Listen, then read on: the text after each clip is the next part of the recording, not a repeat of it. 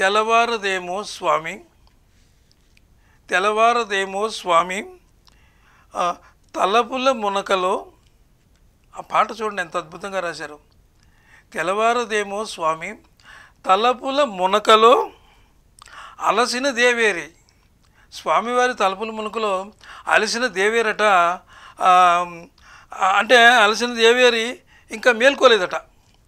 అలసిన దేవేరి అలా అంటే మీ యొక్క తలుపుల మునుకల్లో ఆమె ఇంకా లేవలేదు అమ్మవారు దేవేరి అని ఆ పాట అర్థం.